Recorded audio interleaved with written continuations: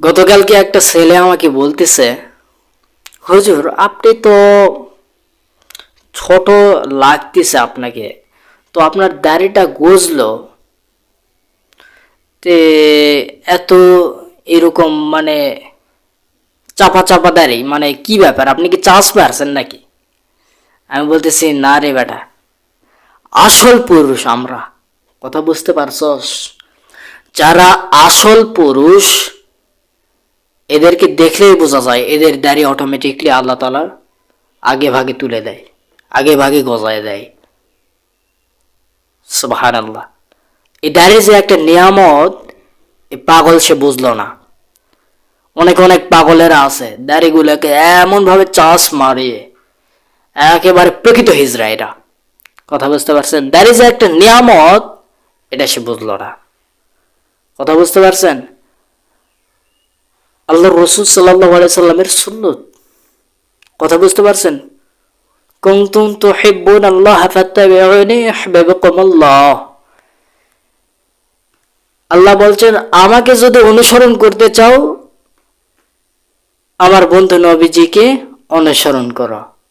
তো আল্লাহ রসুল সাল্লাল্লাহু আলাইহি সাল্লামের সুন্নত রাখছি, এটাকেও তারা ট্রল করতেছে। দেখেন, বলতেছে হুজুর কি ব্যাপার, আপনি কি চাষ মারছেন নাকি?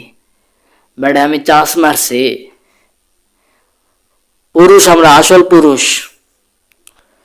দেখবেন যে পুরুষের মুখে দাড়ি নাই, কেটে ফেলে দেয়, এরা হচ্ছে হিজড়া। এটা মাথায় রাখবেন। যে পুরুষেরা দাড়ি গজে, কিন্তু আল্লাহ দেওয়ার নিয়ামতের দাড়ি গজে কিন্তু এই দাড়িটা কেটে ফেলে, এরা হচ্ছে প্রকৃত হিজড়া। আর যে পুরুষের দাড়ি এখনো গজায় নাই তাকে ট্রল করবেন না, আল্লাহ হয়তো তাকে নিয়ামত দেরিতে দিবে।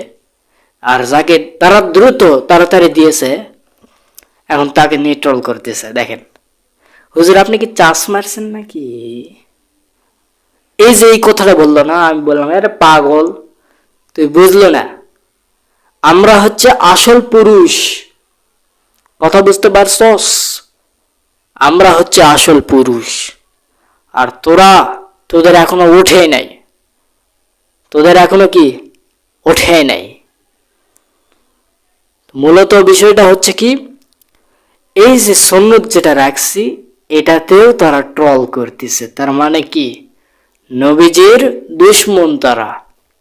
নবীজির সুন্নতকে যারা এরকম ট্রল করে তার মানে নবীজিকেও তারা মানে না, তো মন থেকে ভালোবাসে না, তো মন থেকে তারাই ভালোবাসে তারা যারা নবীজি সাল্লাল্লাহু আলাইহি সাল্লামের সুন্নত তরিকা অনুযায়ী চলে এবং দাড়িগুলো রাখে।